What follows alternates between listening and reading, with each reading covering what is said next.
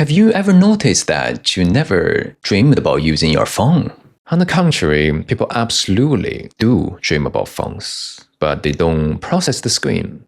When you watch a video, you focus on the content, not the physical phone. It's much like how we never dreamed about our own hands unless they are injured. Dreams are an immersive experience, whereas phones provide an isolated experience. In reality, you might use your phone to watch a video of a tiger, but in the dream, you are standing directly in front of that tiger. The rendering power of the dreamscape far exceeds that of a smartphone. It doesn't need the phone as a medium. This further proves the disappearance of the phone itself. In dream, people directly experiencing information rather than merely watching it. But the rendering doesn't stop us from processing information. For modern people, the smartphone has subconsciously been registered as an extension of the brain's frontal lobe. The phone is no longer just a tool. It has become a sensory organ through which we perceive the world. This is just like how you never dreamed about your own eyes. In reality, everyone dreams about using their phones. They simply don't realize it.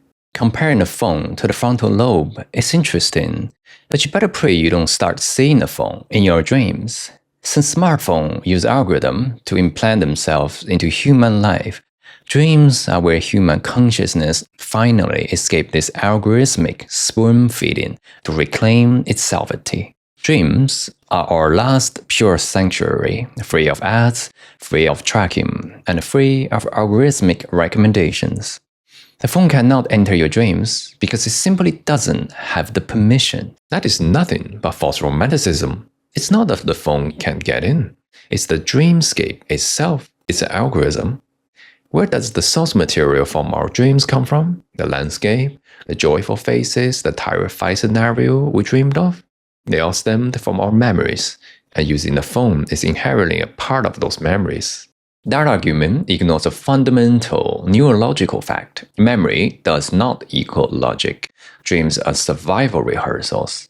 As a high-energy consuming physiological activity, dreaming served as a training ground for practicing survival crises and processing intensive emotions, whether it's feeling fear, fighting, or fleeing from danger.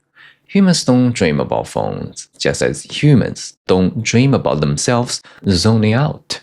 Dreams are no longer survival rehearsals. Modern humanity has evolved from fearing physical death to fearing social death, and the smartphone is precisely their new battlefield for survival. The dreams of modern people have become more and more like short videos, fragmented, hyperstimulating, and filled with random, illogical jumps. Humans actually do dream about phones. It's just the human brain has been trained to become the smartphone's operating system. When have you ever seen the operating system dreaming about a keyboard? Comparing humans to keyboards is absurd. Reducing the brain to an operating system is to degrade consciousness itself. A phone is a flat, two-dimensional medium. A dream is a multidimensional experience. The reason people don't dream about phones isn't out of habit, but rather a lack of need. In the high-dimensional space of a dream, a low-dimensional tool, like a smartphone, simply become obsolete. Dreams are the resistance against technological invasion, not a submission to it. The notion that dreams are high-dimensional spaces might just be a narcissist human illusion. On the contrary, dreams are simply the brain switching to airplane mode. The modern human brain has been fed by high-intensity short videos and the algorithmic feeds to the point of extreme desensitization, accustomed to a dopamine rush every 15 seconds. Meanwhile, the narrative pace of dreams is too slow, and their information density is too low, and people barely remember anything once the dream fades. It is this exact contrast that makes people simply unaware that they are scrolling on their phones in their sleep. If dreams are truly just the airplane mode, then what is reality? An inescapable internet service? I agree with you that most modern humans no longer belong to themselves. They always assume that being awake means being living, when in fact they are merely passively participating in a TV show called life.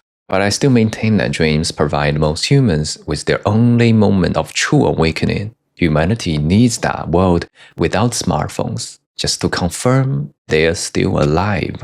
Whether we're awake or asleep no longer matters. Right now, you are watching this video, thinking you are looking at the world through a phone screen. In reality, you're just using this glowing piece of glass to light up your face in the dark. It's not proof of life. It's a digital tombstone you cling to just to prove you still exist. Well, can you be certain that at this very moment, you are looking at your phone rather than the phone looking at you? Anyway, I hope you don't dream about using it.